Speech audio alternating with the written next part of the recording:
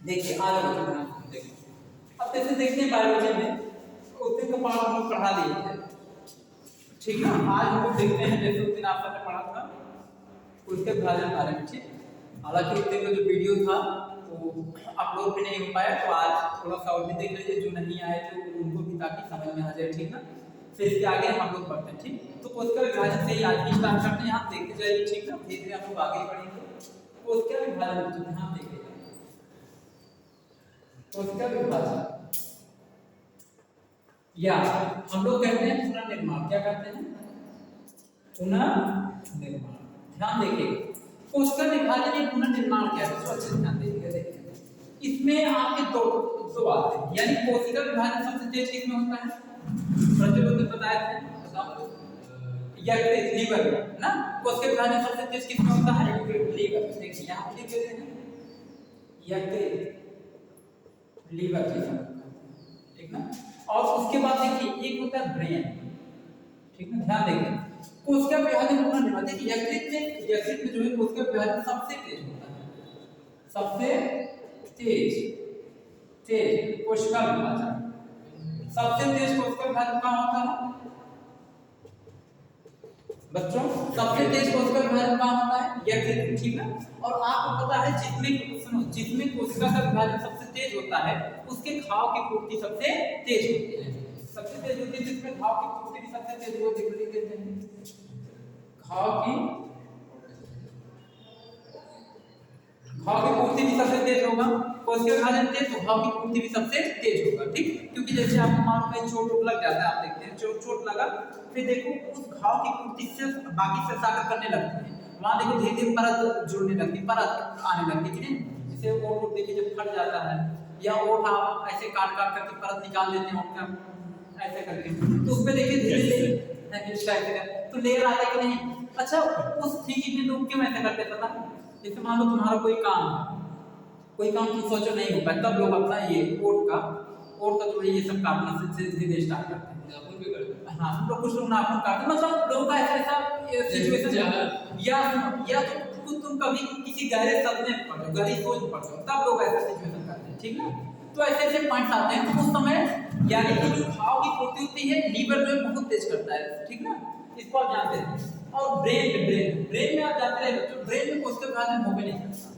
अगर ब्रेन में कहा जाए कोशिका विभाजन, ब्रेन में कोशिका विभाजन क्या होता है?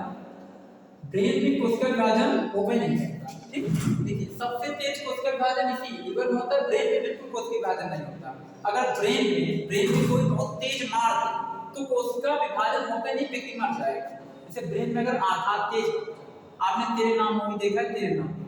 तेरे नाम मूवी में एक हीरो था, उस हीरो को जो है गुंडों ने इतना तगड़ा मारा था, इसी ब्रेन मारा था, लड़की का चक्कर था, मारे ब्रेन में था, मारे लड़ाई क्यों होता है?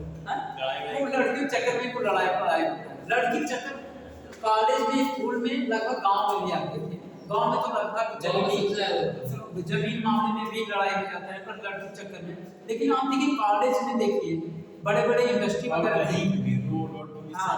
लगभग जगह देखिए ना, जो मारपीट होता है वो इसी चक्कर में ही होता है, लड़की चक्कर मारपीट। और बता दें मारपीट लोग लोहे मार के खाते हैं, मारपीट सारे मार खाते हैं।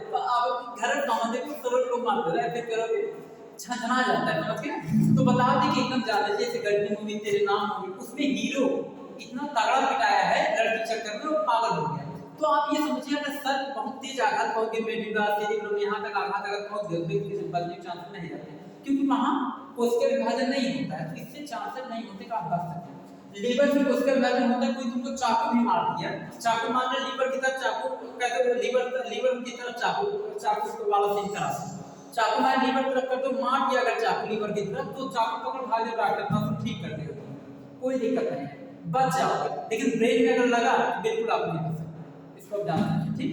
समझ में आ रहा है? देखो चल रहा है। तो देखिए ये था हम लोग कोशिका विभाजन, इतना समझ में आया, ठीक। अच्छा ब्रेन में घाव की पूर्ति नहीं, जब कोशिका विभाजन हो नहीं करता घाव क्या भरेगा? ब्रेन में कभी घाव भरेगा जब कोशिका विभाजन नहीं, ठीक। तो ये था आपका कोशिका का विभाजन, ठीक है। अब आप ध्यान देंगे सेल के बारे में,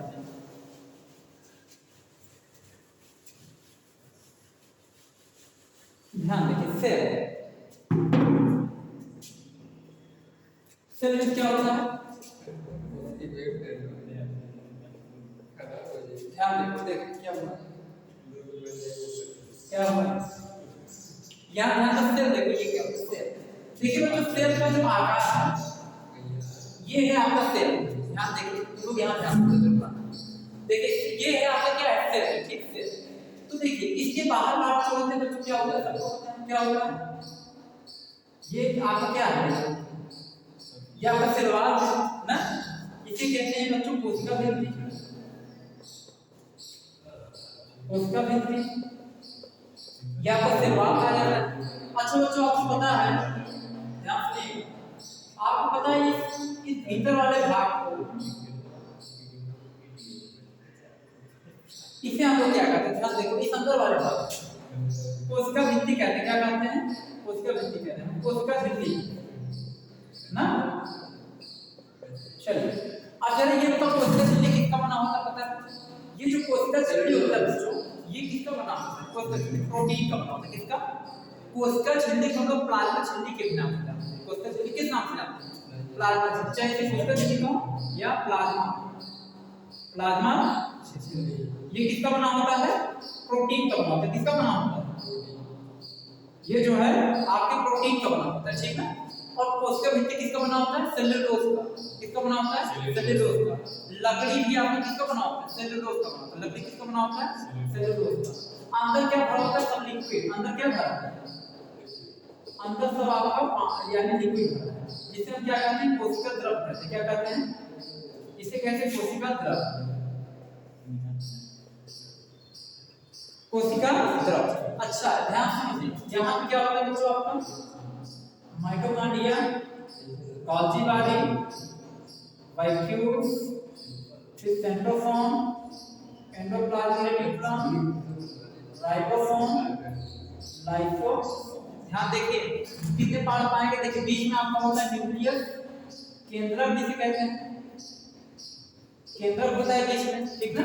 अच्छा आपको पता है ना ये कोशिका द्रव का काम क्या है? पता है कोशिका द्रव क्या करता है? कोशिका द्रव क्या करता है बच्चों? ये जो है सारे ऑर्गन, सेल के अंदर जितने ऑर्गन पाए जाते हैं, ये सभी ऑर्गन को ना आपस में जो है, मतलब कि सभी ऑर्गन को आपस में जुड़ने से रोकता है।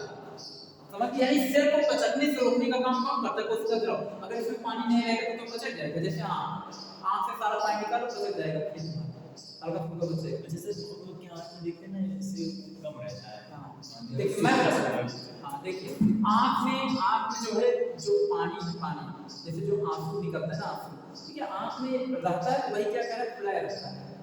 समझिए, तो नहीं रहेगा तो वो अपने आप पचक जाएगा। जैसे आप देखिए झिल्ली पानी भरती है खूब, और पानी भरते ही देखिए झिल्ली फूला रहेगा, या गैस जैसे गुब्बारा है, देखो गैस गुब्बारा फूला रहेगा, गैस निकालो फिर देखो।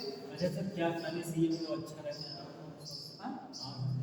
हाँ देखिए उसमें जैसे मछली के तेल, मछली खाने से विटामिन मिलता है, ठीक ना, विटामिन। तो मछली खाने से विटामिन मिलता है। आँख को जैसे देखिए, ये जो आँख कह रहे हो, आँख को खाने से इसमें विटामिन होता है। जो आँख कह रहे हो होता है विटामिन, जैसे खाने से दवा भी खाने से फायदा होता है। मछली लोग इसीलिए खाते हैं, इसी से खाते हैं, उससे विटामिन बहुत भरपूर मात्रा मिलता है। आँख की रोशनी तेज होती है, विटामिन ए मिलता है, उससे आँख की रोशनी तेज होती है, ठीक। अब जैसे ये है सूर्य का प्रकाश जो मिलता है विटामिन डी, इससे हड्डी मजबूत होता है। किसान की हड्डी भी बहुत मजबूत रहती है, क्योंकि दिन भर खेत में काम करते हैं, इससे गर्मी से हड्डी बहुत स्ट्रांग हो जाती है। समझ गए ना? ये जब हड्डी मजबूत करने के लोग कैल्शियम वगैरह खाते हैं, ठीक, ध्यान से। अब देखिए ये फंक्शन हमने देखे, तो ये आपका प्रॉपर। अच्छा इसमें आप जनरली बात करते हैं, सिंपल आपको बताएंगे इसकी और भीतरी जाएंगे। माइटोकॉन्ड्रिया को जो वगैरह बात करते हैं, देखिए माइटोकॉन्ड्रिया क्या कहते हैं? Power house of cell. आज इसके बारे में नॉर्मल जानकारी लीजिए, कल इसके आगे वीडियो डिस्क्राइब करेंगे और अच्छा है। देखिए हमें आज कुछ ज्यादा नहीं। माइटोकॉन्ड्रिया क्या कहते हैं? पावर हाउस ऑफ सेल कहते हैं। पावर हाउस ऑफ सेल क्यों कहते हैं? क्योंकि माइटोकॉन्ड्रिया जब हम सांस लेते हैं तो माइटोकॉन्ड्रिया सांस लेकर के उस श्वसन को, यानी कि उस ऑक्सीजन, सांस के द्वारा क्या हम लेते हैं? ऑक्सीजन लेते हैं। उस ऑक्सीजन से माइटोकॉन्ड्रिया क्या बनाता है? एनर्जी बनाता है। क्या बनाता है? एनर्जी, यानी ऊर्जा बनाता है, ठीक। वह ऊर्जा हमारे बॉडी के हर एक पार्ट को कार्य करने के लिए एक्टिव करता है। देखो ऊर्जा आपको काम करने के लिए एक्टिव करता है। शरीर में ऊर्जा नहीं है तो कोई काम नहीं कर सकते, कोई भी काम नहीं, होपलेस एकदम, समझ गया? तो आपको काम एनर्जी करता है, एनर्जी बनाता है, ऊर्जा कौन बनाता है? माइटोकॉन्ड्रिया। इसे पावर हाउस ऑफ सेल कहते हैं। ठीक, अब देखिए माइटोकॉन्ड्रिया खोज किसने किया था? अल्टमैन ने किया था। किसने किया था? अल्टमैन ने। कब किया था? 1886 में किया था। माइटोकॉन्ड्रिया खोज अल्टमैन ने 1886 में किया था। माइटोकॉन्ड्रिया नाम किसने रखा था? बेंडा। एक व्यक्ति मतलब एक वैज्ञानिक का नाम क्या था? बेंडा। बेंडा ने माइटोकॉन्ड्रिया नाम रखा था। ठीक, उसके बाद देखिए गाल्जी बाटी ऊर्जा का स्थानांतरण करता है, मतलब जैसे तुम्हारे शरीर में माइटोकॉन्ड्रिया ऊर्जा बनाया है। अब मान लो तुमको दौड़ना है, दौड़ने के लिए सबसे ज्यादा ऊर्जा किसको चाहिए? पैर को चाहिए। तो दौड़ने के लिए जब ऊर्जा आपको पैर को चाहिए तो पैर को ऊर्जा कौन देता है? मतलब पैर तक ऊर्जा पहुंचाने का काम गाल्जी बाटी करता है, या ऊर्जा का स्थानांतरण करता है। तुम्हारे शरीर में जगह दूसरी जगह पे पहुंचाता है। जैसे बोलते समय जीभ को ज्यादा ऊर्जा चाहिए, तो जीभ में बाकी समय ऊर्जा ज्यादा पहुंचा कौन रहा है? गाल्जी बाटी। ठीक, तो जो काम करते समय ज्यादा ऊर्जा की आवश्यकता जहां होती है वहां ऊर्जा का स्थानांतरण कराता है कौन? गाल्जी बाटी। इसको हिंदी में गाल्जी का कहते हैं। ठीक है, अगला है वैक्यूम। वैक्यूम क्या होता है? रसधानी। ठीक है, रसधानी। ठीक, अच्छा गाल्जी बाटी की खोज किसने किया था? ये जान लो, गाल्जी बाटी की खोज की थी कैमिलो गाल्जी ने। किसने किया था? कैमिलो गाल्जी ने गाल्जी बाटी की खोज किया था। उसके बाद वैक्यूम किस होता है? रसधानी। जैसे रसधानी क्या होता है? देखिए पेड़ जैसे रसधानी क्या होता है? जैसे हम लोग पानी पीते हैं ना, पानी, तो जब हम लोग पानी पीते हैं तो रसधानी का काम क्या होता है? रसधानी क्या करता है बच्चों? पानी को स्टोर करने का काम करता है। क्या करता है?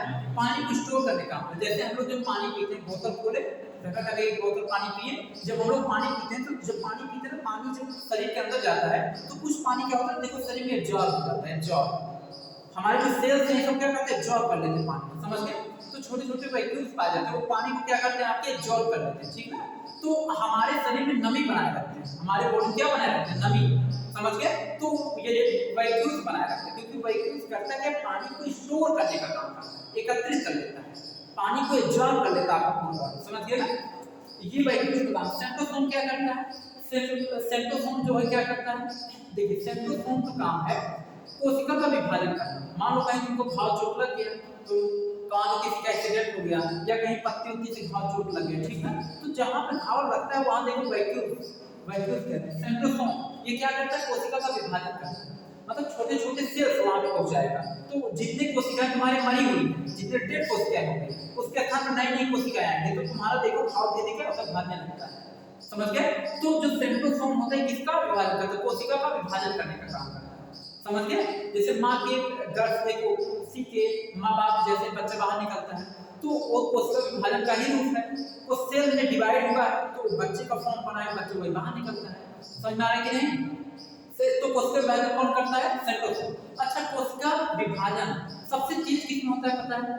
छोटे बच्चों में। आपने देखा होगा छोटे बच्चे खेलते हैं ना, गांव घर में बराबर खेलते हैं, छोटे बच्चे खेलते समय हमेशा चोट घाव लगता रहता है, कभी गिर जाते हैं, यहाँ लग जाएगा, कभी चोटी लगा लेंगे, ब्लड निकल जाएगा, पत्ती से काट लेंगे, कर देते कि नहीं? तो छोटे बच्चों को हमेशा चोट घाव लगता रहता है। अच्छा, उनको कोई ऐसा खास नहीं पता, उनको फिर भरता भी रहता है जल्दी। क्यों पता है? क्योंकि उनमें सेंट्रोसोम ज्यादा पाया जाता है। सेंट्रोसोम को हिंदी में तारकाय कहते हैं। क्या कहते हैं? तारकाय। सेंट्रोसोम उनमें क्या पाया जाता है? ज्यादा पाया जाता है। अब देखिए एंडोप्लाज्मिक रेटिकुलम। एंडोप्लाज्मिक रेटिकुलम क्या करता है? यह वसा और प्रोटीन का संचरण करता है। वसा और प्रोटीन के संचरण करने का काम करता है एंडोप्लाज्मिक रेटिकुलम। एंडोप्लाज्मिक रेटिकुलम, समझ गए? अच्छा, वसा और प्रोटीन क्या है? वसा और प्रोटीन मिल करके क्या बनाते हैं पता है? वसा प्रोटीन मिल करके एक कोशिका झिल्ली और उसके साथ साथ कोशिका द्रव का क्या करते हैं? निर्माण करते हैं। क्या करते हैं? निर्माण करते हैं। उसके बाद राइबोसोम का क्या काम है? राइबोसोम क्या करता है? ये प्रोटीन बनाने का काम करता है। क्या करता है? Protein. The factory of protein that is called ribosome. हम राइबोसोम को प्रोटीन की फैक्ट्री कहते हैं, क्योंकि सबसे ज्यादा प्रोटीन बनाने का काम कौन करता है? राइबोसोम। अच्छा, राइबोसोम में दो टाइप का होता है राइबोसोम, एक 70 है, दूसरा 80 है। 70 है इसमें छोटे छोटे जीव आते हैं, जैसे बैक्टीरिया, वायरस, ठीक, वो प्रोकैरियोटिक जीव है, प्रोकैरियोटिक में छोटे जीव आते हैं। 80 इसमें बड़े बड़े जीव आते हैं, जैसे प्लांट सेल हो गया, एनिमल सेल हो गया, समझ गए? ये सब आपके किस में आते हैं? 80 में, 80 में। यस मतलब क्या होता है पता है? Yes sedimentation. यस का मतलब सेडिमेंटेशन, मतलब इसका मतलब होता है नीचे बैठ जाना, ठीक। अब क्या आता है? देखिए आपका लाइसोसोम होता है, ठीक। लाइसोसोम का क्या काम है? देखिए लाइसोसोम को आत्मघाती थैली कहते हैं। कौन सी थैली? आत्मघाती थैली। लाइसोसोम की खोज किसने किया था? डी डुवे ने किया था। किसने किया था? डी डुवे ने किया था, ठीक। लाइसोसोम का क्या काम है? इसके पास हाइड्रोलाइटिक एंजाइम होता है। लाइसोसोम के पास क्या होता है? हाइड्रोलाइटिक एंजाइम होता है। ये हाइड्रोलाइटिक एंजाइम करता क्या है, तो जैसे मान लो जितने भी आपके ऑर्गन्स हैं, ठीक, जब ये सब बात न्यूक्लियस की बात जब सारे ऑर्गन्स नहीं मानते हैं तो न्यूक्लियस लाइसोसोम के पास जाता है। लाइसोसोम अपना हाइड्रोलाइटिक एंजाइम जिस ऑर्गन में छोड़ देगा ना वो ऑर्गन गल जाएगा। क्या हो जाएगा? गल जाएगा। इसीलिए जल ग्रंथ सारे ऑर्गन में काम करना शुरू करता है, ठीक है। तो लाइसोसोम का हाइड्रोलाइटिक एंजाइम मतलब बहुत खतरनाक एंजाइम होता है, हाइड्रोलाइटिक एंजाइम, जिस पर छोड़ेगा वो उस ऑर्गन में गल जाएगा। समझ गए? लाइसोसोम की खोज किसने किया था? डी डुवे ने किया था, ठीक, डी डुवे। उसके बाद केंद्रक आता है। क्या आता है? केंद्रक। केंद्रक को कोशिका का ब्रेन कहते हैं। क्या कहते हैं? केंद्रक को क्या कहते हैं? कोशिका का ब्रेन कहते हैं। यानी सारे ऑर्गन को समझाने का काम के सेंट्रलाइज करता है केंद्रक। कौन करता है? केंद्रक। अच्छा, केंद्रक किसका बना होता है पता है? केंद्रक जो देखो, केंद्रक में 90% प्रोटीन होता है, 10% होता है डीएनए।